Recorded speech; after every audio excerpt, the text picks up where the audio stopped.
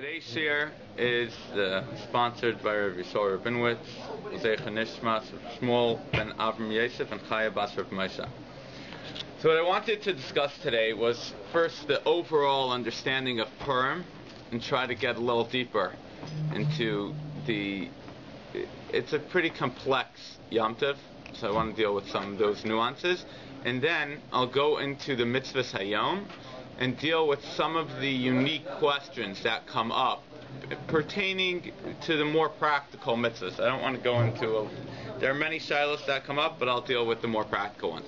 So just to understand what exactly is the day of Purim all about, and what's the essence of Purim. So if you look at the actual Yom Tov of Purim, so it's a little problematic, because if you go into a typical shul on Purim, so what do you see over there? So you have people are dressed up, right? And what are the mitzvahs hayom? So you're giving out presents. Even the Megillah reading is, filled with levity. People are banging and screaming, and who knows what's going on. And then you come to the Purim Suda, which you would expect it's a Suda. You should, have Divrei Torah. Instead, what do you have? You have in some communities, you have a Purim Rav, and then you have all the shtick going on, and you have Purim Torah, which that itself lends itself to many questions, whether you're allowed to have apikorsis in Purim Torah. So it's just the whole idea of the day of Purim is really, it's hard to understand and make it out, and it doesn't really fit into all of the other Yom Tovim or other Jewish celebrations. So what's really going on Purim, and what are we trying to achieve, and why is the celebration of Purim set about in such an interesting manner? So just to take a step back, to understand the story of Purim and what exactly happened.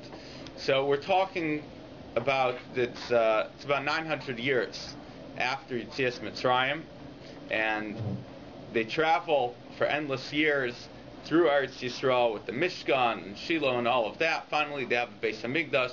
Then the Beis Hamikdash gets destroyed, and they go into Galus. And it's almost 70 years that the Jewish people are in the Galus, and Achashverosh decides that the 70 years are up, right, according to the way the Gemara has it. And so what does he do? He throws a big party, because it means that the prophecy that the Jewish people will finally return to Eretz Yisrael is gone. And that's it. The Jewish people are no longer going to be returning to Eretz Yisrael. And what did Achashverosh do? So as the Gemara has it, so he took out all of the utensils from the Beis Hamikdash, and the Jewish people were there at the party. And that's really what got Hashem so upset, is that they were at that party. Okay? But if you look at the story of the Megillah, it doesn't really mention this in the actual Megillah. And in the Megillah, if you just look at the words, it reads really like a novel, because there's no mention of Hashem in the Megillah. And even the whole story of Mordechai and Esther, it's very complex. Esther, was she a Jew? Was she not a Jew? Who exactly was she? It's really not clear from the whole story of the Megillah. And then Achashverosh kills his wife. Then he takes her, then he decides to look for another wife, and he doesn't end up finding another wife. So there's a lot of complexity going on. So what really is going on in the story of the Megillah, and what's the deeper message of the story of the Megillah? So if you look in the Gemara asks a question. It says, Esther min HaTorah minayin. How do we know where Esther is in the Torah? And what's the pasuk that's quoted? Right, right? And Hashem says that I will hide my face on this day. And that's the hint. That Hester Panim, Haster, is the word of Esther. So Esther comes from the word of hidden. And that's really the message of Purim. As Esther, who represents, she's the heroine of Purim, so she represents being hidden. And at the same time, we find that Hashem's name isn't mentioned in the Megillah. Where is Hashem's name mentioned in the Megillah? No. Right, so HaMelech. So it's mentioned, there are different versions of this, but it seems, according to Chazal, that HaMelech, whenever it says the word HaMelech, according to one opinion, that's referring to Hashem. Okay? So why isn't Hashem's name explicit in the Megillah? So you could say for historical reasons, Achashverosh was alive, at the time, and this was really a chronicle of Achashverosh's life, right? So that's on the base level. But at the same time, they could have thrown in something. They're Jews, right? They know who they are. And Mordechai was a rabbi who was leading the Jewish people, and then he became a minister, and Esther was as well. So what's really going on? So if you look at the deeper understanding of the story of the Megillah, it seems that there's a deeper message that's meant really for us. And if you look at the entire celebration of the story of Purim, right, so what's really going on? So if you look at the Mitzvahs Hayom, like we mentioned earlier, right, and the celebration, that should reflect on what we're supposed to take out from the Yom Tov. Each Yom Tov has its own message. So we have Pesach coming up, and on Pesach, what's the message of Pesach? So what was that? Freedom. It would be freedom, right? And that's where you have the Arba Kaisis, but you also have the Matzah, right? And these are the celebrations that reflect the essence of the day, right? Sukkot, what do we have? You have a Sukkah, right? You have the Arba Minim. So that represents the message and the deeper meaning. What's Hanukkah? So Hanukkah is actually interesting because Hanukkah, although you have the menorah, and all of that as a celebration, but if you look in Al Anisim, which predates at least the Gemara that asked my Hanukkah by many, many years, right? Hundreds of years, and there's actually no mention of the miracle in Al Anisim, right? But ultimately, for whatever reason it was, Chazal chose that the manifestation of Hanukkah and the representation should be in the menorah. And that's really how, when we refer to Hanukkah, that's how we refer to it. So what's the Mitzvahs Hayom of Purim that explains to us and gives us a deeper meaning into the story of Purim? And on face value, there are four. There are four Mitzvahs Hayom, right? Which is, there's Mishloach Manas, and then there's Matanas Lavionim, there's reading of the Megillah, and then there's the Purim Suda. Okay? And then there are many, many customs, but those are the four of the mitzvahs that are mentioned.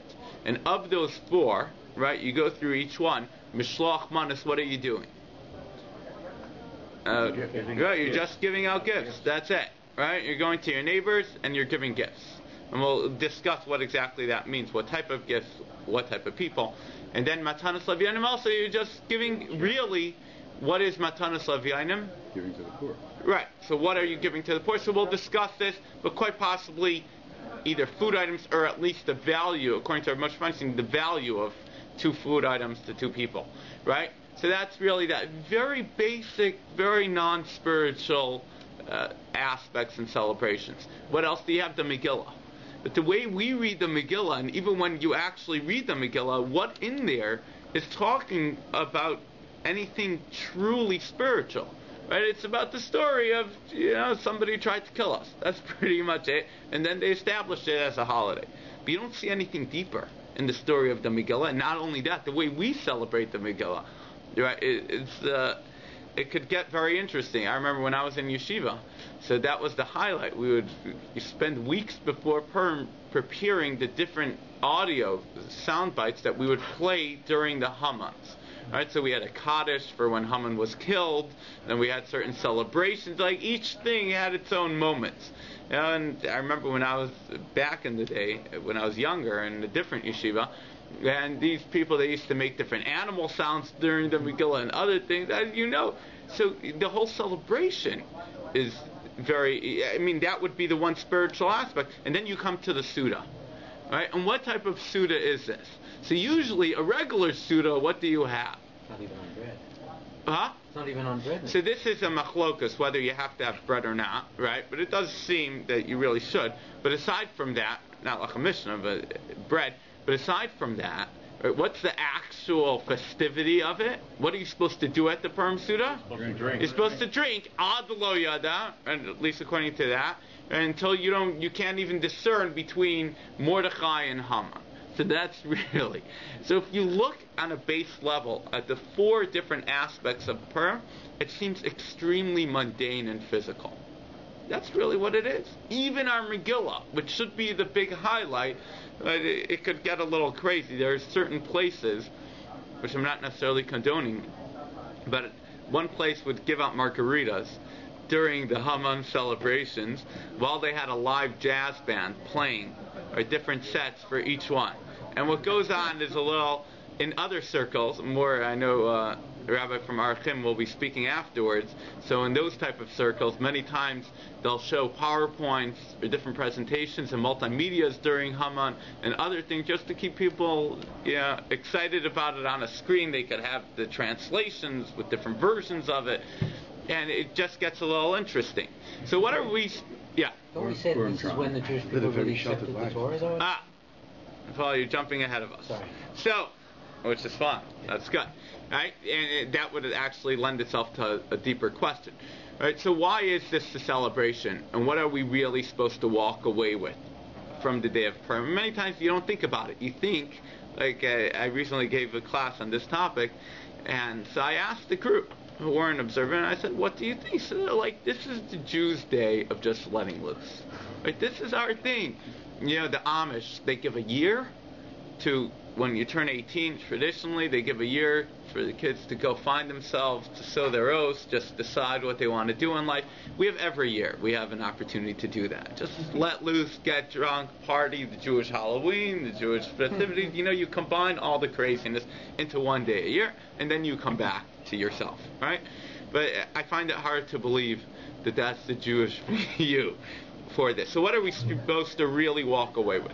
So if you look in this day, at least in the Gemara, so the Gemara looks at the end of the story of the Megillah, and there are two words that are used in the Megillah. It says Kimu v'kiblu haYehudim, that the Jewish people that they affirmed and they accepted upon themselves, and the Gemara expounds upon that and says, what does it mean, Kimu v'kiblu, that they fulfilled, really? Kimu is l'kayem, right? And to be makabel is to accept. Now what does it mean that they fulfilled and they accepted? So it says that they fulfilled Kimu masher kiblu kvar, right? That they fulfilled that which they had already accepted. And what had they already accepted? They accepted the Torah. When did they accept the Torah? At Har Sinai, right, on Shavuos. And what exactly of the Torah did they accept? So that's a question, but it would seem that they accepted everything. According to most opinions, it was both Torah Shabbat, Torah Shabbal Peh, right? So why did they have to re-accept it? What does it mean that Kimu Masher Kiblu Kvar, that they accepted, right? That they fulfilled that which they had already accepted? What changed on Purim from the original acceptance? Because the mountain was held over there. Right. So what was it? So Chazal tell us that Kaf Aleim Har Kegigas, right? That at the time when the Torah was given, Hashem either literally or according to some of the Mefarshim, it was such an incredible revelation of the divine spirit that it was as though the mountain was over their head. But regardless, however you understand it, free will. Right, so there was no free will, but according to many opinions, it means literally that it was over their head. Kegigas, it's like a beer keg, right? And Hashem said, right, Mutter, if you accept the Torah, that's great, and if not, Shamtek Vuraschem, you'll be buried right here alive. Okay, and that was the message. And what's interesting is that they had already said Nasa V'Nishma, it seems, right? So what exactly was Kaf Aleim Har Kegigas? What was being accomplished by holding the mountain over them? So according to Chazal, different Farshim over here, right, what it means is that Hashem was making a point to them. It said, you don't really have free will over here, right? That if you want to back out, you really can't, because you need the Torah. And that's the message. But at the same time, Chazal tell us that from here, Mikan, from here, they have an answer to Hashem when they come out after 120, and Hashem says, why didn't you keep the Torah? He says, what do you mean, why didn't you? Held a gun to my head. I had no choice. Yes. Of course I didn't. Yeah. I never really accepted the Torah. Okay? So what exactly changed on Purim? So what was the new acceptance on Purim? This is a big curiosity, because the gun was at their head again. You think? Oh. How was the gun at their head? Their decisions to fast and to pray night and day was not simply because it was a sunny day outside and they wanted to thank God. Oh. They were about to be killed. In retrospect, yeah, exactly, right? At the same time, what happened? So they were making a deal. I will from now on pray on time if I do well on my math test. Oh. So this was a new... Yeah, Reb David, it's a good point, because there was an entirely new reality for the Jewish people. from the time they went into Galus until this point, which was about 70 years. So what happened? That until that point, from the time they left Egypt, right, from a year before they left Egypt, they were living a miraculous existence. Every day they witnessed open miracles. That was their life, right? They left Egypt, they had man, right? They go into Israel, they had the miracles at the Mishkan every day, and then at the Beis Hamikdash, and numerous miracles happened on a daily basis. You couldn't not experience Hashem. Hashem was right there with you. So what happened? All of a sudden the Jewish people are sent into exile, and they have nothing. Not only that, the Jewish people are totally assimilating, to the extent that they show up to the party, the Achashverosh's party, and they drink from those goblets that were used in the Beis Hamikdash. That was the extent of it, that the Jewish people had really sunk. And there was a new existence now. There was the Jew in the Galus. And that's what happened. And what exactly happened? What was their revelation, or what was their awakening over here? So it was after all of these events unfolded, and they were partying, and Haman's rise to power, and he decides to take out these lots, right? Poor is to do the lottery. And it comes out on the 13th of Adar, and he decides to kill the Jews. So what happens then? So there were no more open miracles. So now they had to readjust themselves to a new reality. And what was that new reality? Was that maybe there still is a God in the world who cares, even if he's not here right now. Yeah, I saw a great, I don't remember where I actually just saw this. I saw a mashal that there was this king in the South American, dictator really, in the South American country that warmed up to the United States government, and they decided that they'll do whatever they could to root out all corruption in that country. Okay? And they send down the Secret Service to protect this guy, and he starts going after the drug lords, and he really starts to clean shit. Then he decides, he's falling out of favor with the United States, and he's not so sure that he could continue this fight against drugs and against all this, money laundering and tax evasion. And slowly but surely, he himself becomes somewhat corrupt. And finally, the president picks up the phone and tells him, listen, we've been providing you with Secret Service protection, right? These guys are going to kill you. So either you're on our side, or we're just going to cease protecting you. And fine. So he says, what could I do? So they pull the Secret Service protection, and that's it. And immediately he realizes that his life's in danger. And he quickly runs to a hideaway in a small village, and that's where he's hiding. And one day he walks outside the house, and a whole group of people grab him, they throw him into a van, and they drive him to a remote location. I'll actually tell you a story. This is an aside, a story within a story. I was one time traveling somewhere, and this person tells me that she was on a bus in Colombia, and halfway to their destination, it was an overnight bus. All of a sudden, masked gunmen get on the bus, and they say, "Are there any Israelis on this bus?" And no words. So they said, "Everybody pull out your passport." So everybody pulls out their passport, and somebody had an Israeli passport.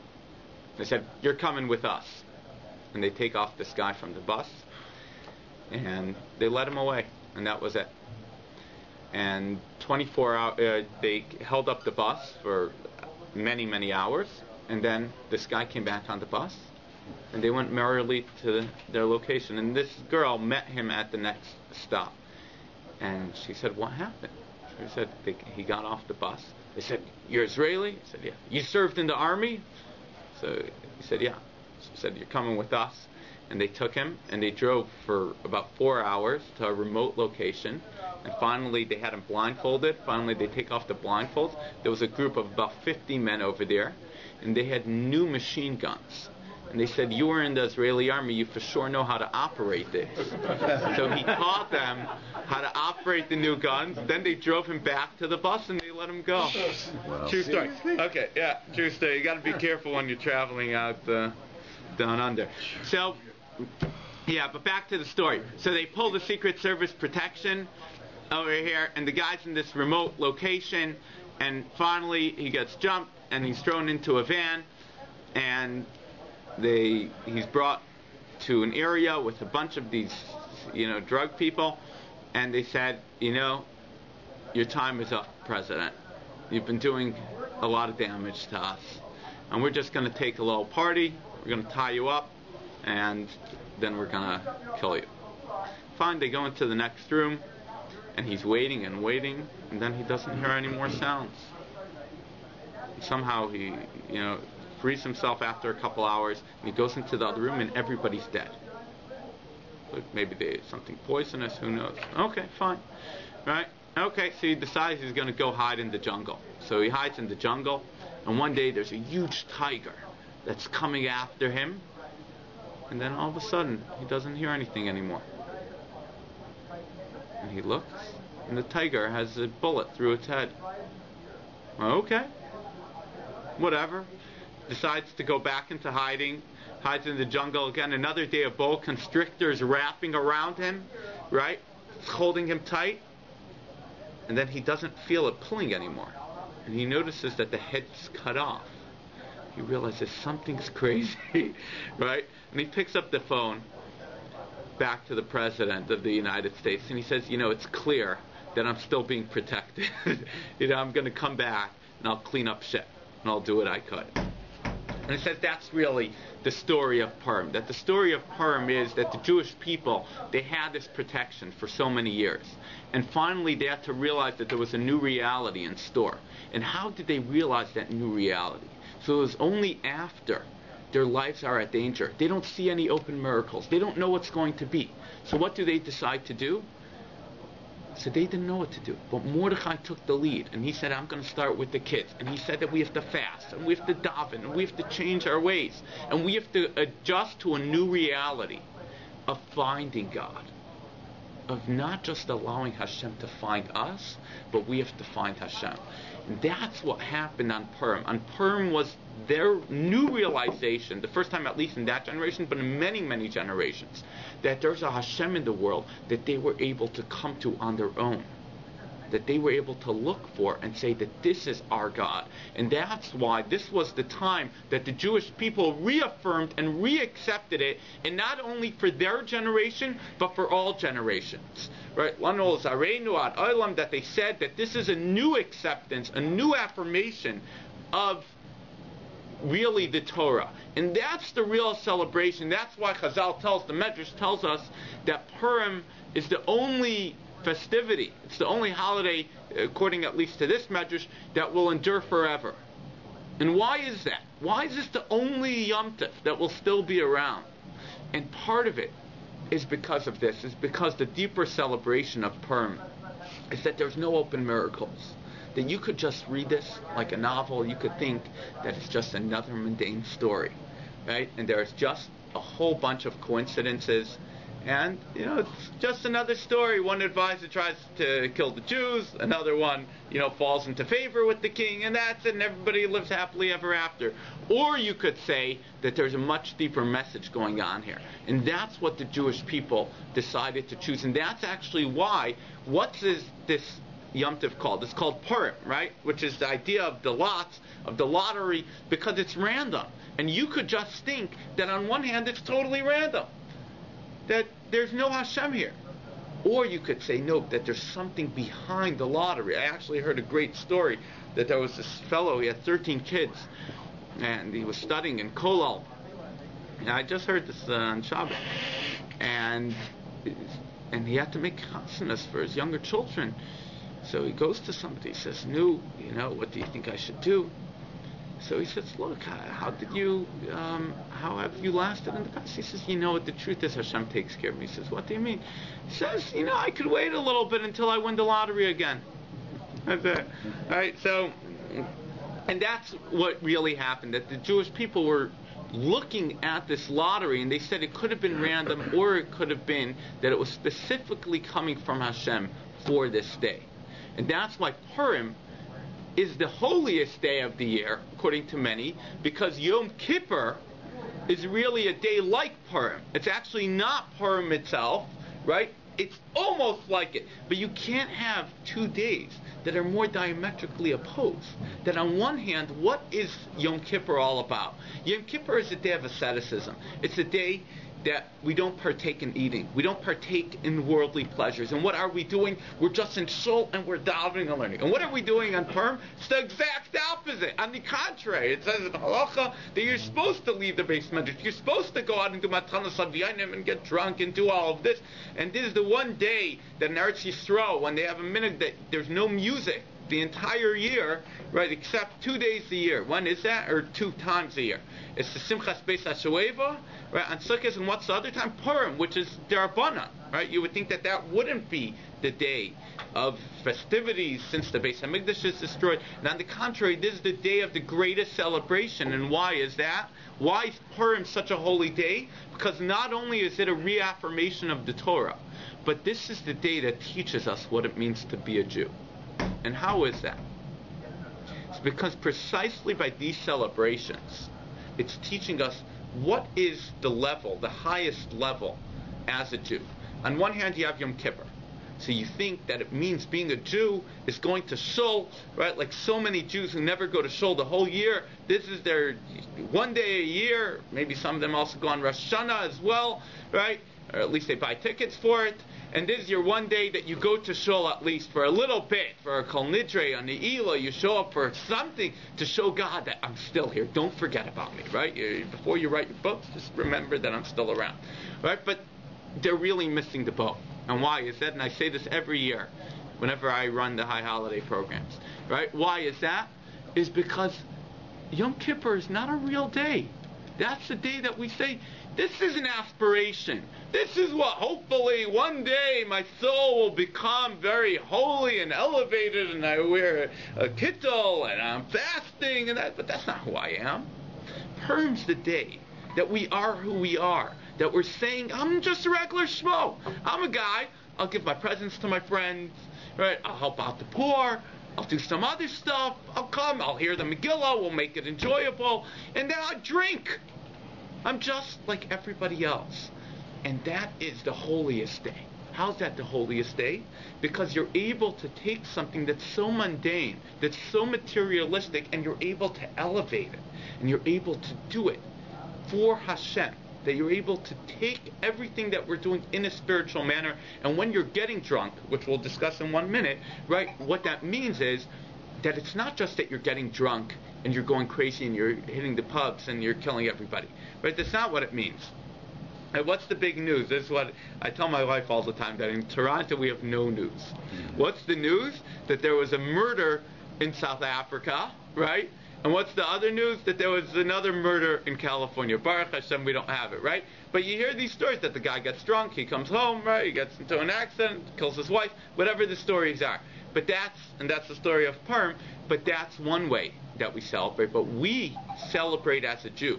And our getting drunk is supposed to be at a Suda of Purim. And it's supposed to be when you say Torah. So yes, you'll flip it around, you'll say Purim Torah, and you'll do your shtick.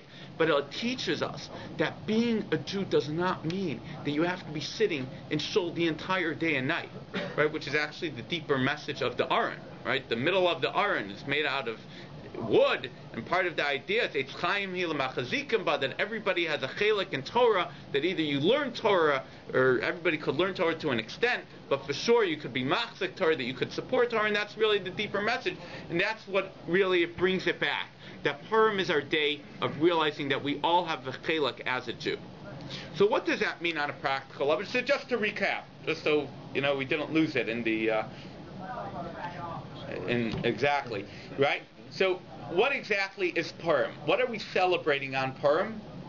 We're really celebrating the rebirth of the Jewish people. That we are a Jewish nation in times of open miracles and in times when there are no open miracles, when there are just coincidences. Yeah. And we're able, apparent coincidences, right? And we're able to see that they're not just a coincidence, right? It's fortuitous in the sense that it's coming from Hashem. And that's really what Purim is about, and that's why the Jewish people re-accepted the Torah for all generations on Purim. And how do we re-accept the Torah? we don't re-accept it as Yom Kippur. We re-accept it as Purim, in our new existence, that we're just living a regular lifestyle. And we're able to say that this lifestyle could also be spiritual. It doesn't have to be that I'm praying the whole day. It could be my regular life. I could infuse with a spiritual existence. And how exactly do we do that? So this is where it gets a little interesting. Is that what is the mitzvah hayom? What exactly is a mitzvah? So I'm going to quickly run through. We don't have enough time. If you want to look into this further, there are many, many svarim that you could look into that will give you an overview of Purim. Right? I'm quoting, let's say, from Shar Mitzion Ba'alacha or the Mishnah Yavet, or many of these type of svarim which will aggregate the different shilas and shuvas. So you could look over there for some deeper understandings. I wanted to just highlight a couple of the basic mitzvahs that we know what we're doing. So what exactly is the mitzvah of Mishloach Manos? And what are we supposed to do? So first of all, it's Mishloach Manos that you give to Ish L'Reo, one person. Okay? Man to his friend. That's the mitzvah. The mitzvah is 2 to 1. Right? And there's a whole shiloh whether you could even give, Truman said that you can't even give non-food items. But I hope that we don't paskin like that, because if you look in any of these advertisements, who knows what people are giving on Purim, right? And the Mishnah Berurah actually says that, and is based on the Rambam, that you're really supposed to give many more matanos levyanim than you are mishloach manos. But what does it mean 2 food items? What type of items? Do they have to be separate brachas? Yes. So this is a big question, because if you look at halacha, there's no mention of 2 different brachas, right? What is there a mention? So the Gemara tells us very interesting. It says, Reb Yehuda Nesiya sent Reb Aishia the thigh of a calf born, the third, you're right, it's the third calf born to its mother, and a bottle of wine. So it means it was something chashuv. Okay? Rabbah sent with Abaya, he had a shliach, part of the source, right, to Mari Bar Mar, a basket filled with dates and a cup filled with flour of roasted wheat. Seems that was a big delicacy back in the day. And Mari Bar Mar sent back to Rabbah, right, so they had that exchange, a basket filled with ginger and a cup filled with long pepper. So it seems that they did send them different brachas, although the final story, which is ginger and peppers, is the same bracha, right? So what really is it? 2 items. Right, it's 2 items, and it could even be meat, but 2 different cuts of meat. Possibly that misconception came about because you just want to differentiate that you're not sending the same exact item, like 2 candies or 2 of those, right? That's why you say, be safe, send 2 different brachas, right? But it really, halachically, you don't really have to. But at the same time, what is the idea of Mishloach Manos? Why do we even send Mishloach Manos? So one of the ideas, so there are 2 different ideas that are mentioned, right, in different poskim. One idea is an idea of friendship, to be mar bereis, right? And that's one idea of unity, bringing everybody together. Okay? What's the other idea that's mentioned? Is in order to provide food for the Purim Suda. I remember growing up, there was always one person who would bake, or they would make some meatloaf or something else, and that's what they would send us, which I always thought was a little interesting. Does that mean you should use what you get for this? So this is a question. Does it have to be usable? So there are different shilas that are mentioned. I know Rav Ovadia Yosef has an interesting shilah. If you could send candies to a diabetic, right, or sweets to a diabetic, because let's just say they're not going to eat it. So did you fulfill your mitzvah of Mishloach Manos? Okay? And this is a question, like I see that Rav Yosef Cohen, he says that he's not sure if you could or not, right? And the author of Shmir Shabbos Kol Chassid, Rav Neivert, right, who generally quotes from Shlomo Zalman, he says that you actually do not fulfill your obligation, right, according to that shita, but that's what he rules like, if they cannot partake in it. Why is that? He says because the whole goal is it's to gladden one's heart in order that they could use the food for the Purim Suda. Right? Obviously, you can't do it. However, Shlomo Zalman is quoted in different sources that you actually could. And what's his raya? His raya is because if, let's say, you send something dairy to somebody else, right, and he's going to have meat at his Suda, so you still fulfilled your obligation, even though he can't really use it at his Suda, right? So, obviously, that does work. Rebbe Vadia Yosef says it doesn't work. He says why? He says because eventually he'll be able to eat it. A diabetic, unless he's cured, which is unlikely, so he's not going to be able to eat it. However, Rebbe Vadia Yosef says that at the end of the day, they're going to be feeling the love, and that alone is sufficient. I thought you could re-gift. Huh? I thought you could re-gift. Oh, well, you should be able... But you're not using it. So the truth is, you don't have to use it. He has to send it. It's his obligation to send it so you could use it. But who says that you have to use it? Oh, I see. Right? So that's a different thing, and you should definitely re-gift. It'll save you some money. So that's that. I used to, when I was at my house in Detroit, I remember I came back years later to Detroit. Right, in my 20s, I went back, and my father's a Rav in Detroit, and he has so much Mishloach Manos coming, so I was just busy regifting. That was my job, right? You take it in, and that's why many times on the label. Right, many times before you go give your elaborate gifts to the local Rabbanim and whatnot, just look in their kitchen first. Just see if they even see what's coming in, if it's quickly like getting. I used to go to my Rosh Yeshiva when I grew up. And the Rebbitzin would take us into the kitchen, just like, here, pick from any Mishloach Manos that you want. Take what you want. So that's the idea of Mishloach Manos. Okay, and there are many other shilas that come up with Mishloach Manos. It doesn't have to be sent with the Shliach. So ideally, the Mishnah Berurah quotes the Binyan Tzion, right, that it's a question whether you do, but ideally you should send it with the Shliach. However, if you deliver it yourself, you are definitely Yotza. Women have to give it as well. There are two other shilas. I actually just got the shilah, but I get it a lot, which is Tfilas Kalim. Let's say there's this big custom today that you all have to outdo each other for Mishloach Manos. I heard a story, just the Shabbos, that somebody moved to a new community last year. And they did an Angry Birds theme. Okay? And they made these very cute Mishloach Manos with all the things from the Angry Birds. And I don't even know, I never played it, so I don't even know what goes into it. But they clearly knew what they were doing, and they dressed up like it, and they gave it out. And the entire community, it's one of these small communities, they all thought that it came from this other family that for years spent months planning the cutest ideas for Mishloach Manos. Right? And they were so embarrassed, this other family, and they begged this lady's husband just recently that they please should just stick to a simple thing. Right, and don't go crazy. And actually, just last week, my wife told me that her friend in Chicago was planning on making this whole elaborate theme with the different seasons of the year, and you have different foods and a cute poem. And her husband's rolling his eyes, and she's like, "Yeah, my husband wouldn't. He doesn't care about this stuff." So he says, "Yeah, I really don't." So he says, "Well, what would you do?" He says, "If I had it my way, I would take an orange, I would take a wafer, I would put a bottle of Coke in there, and just wrap it up in one of these paper bags and give it out." She says, "That's a great idea." And that's actually what they're doing. When they're writing on it, "This was made by my husband." That's it. So that's what they're doing this year. So if you want a good idea, that's exactly what you could be doing, right? In terms of Tfilas Kalim, this is a huge, huge shaila, because if you give somebody as a gift, according to the Taz, if you give a kli as a gift that's chayiv in tefillah, and you buy it with that intention in mind, there's no chayiv tefillah on it. For you. So it becomes very problematic, because people will write that they toiveled it already, but the truth is you really, according to the Taz at least, you have to re-toivel it. So it becomes very, very I've run into this shaila numerous times. There is a way to get around it.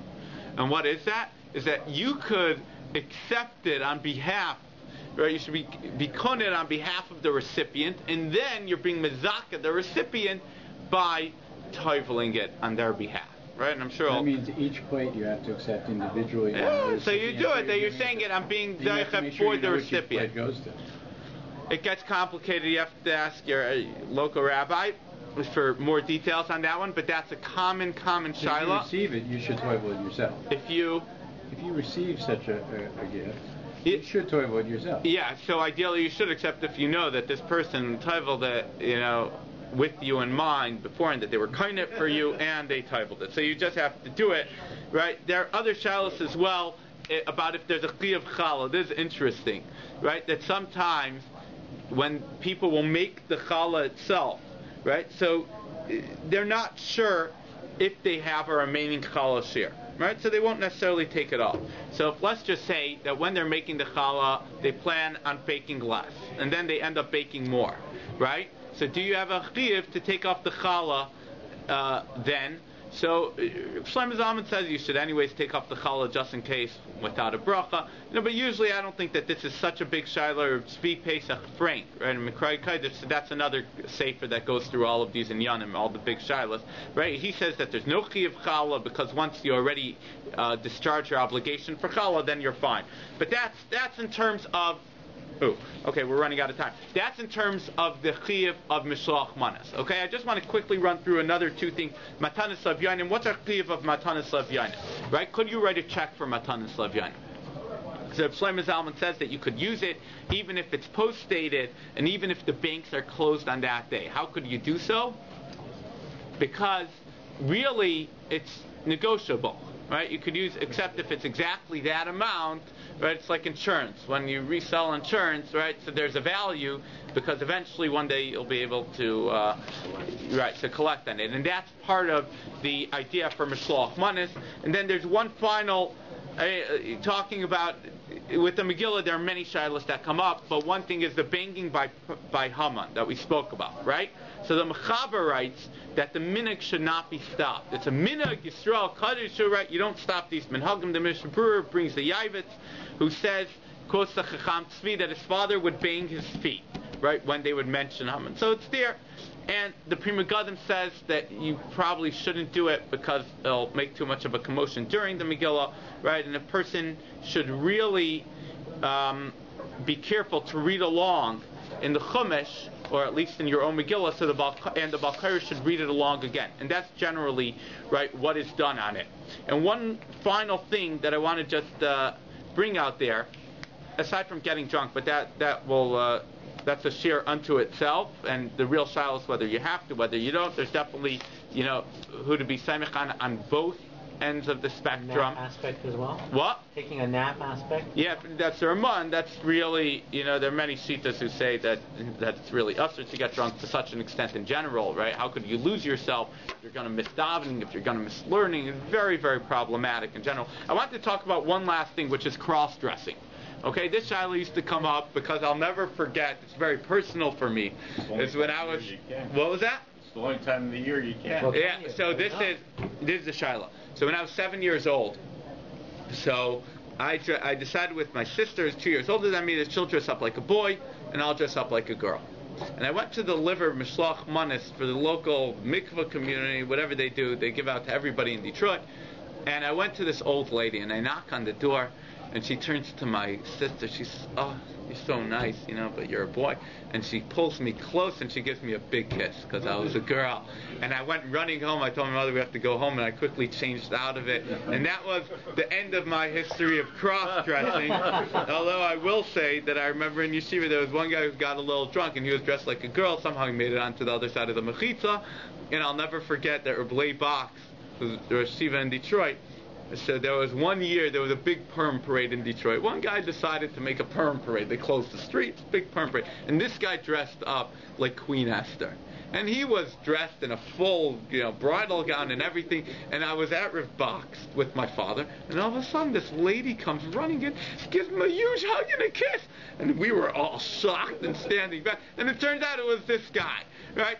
But you just have to be careful, and that's really why the Paiskim, right? And I could go through it. We just don't have time. That even I know that Vadia quotes many shitas, says that it's Asr Gomer today. Right? That's according to his opinion, even though it is quoted in Halacha that it is mutter, right? But he says today, because of what happens in these type of incidences, he says you definitely shouldn't cross-dress, right? But there are many other shilas that come up.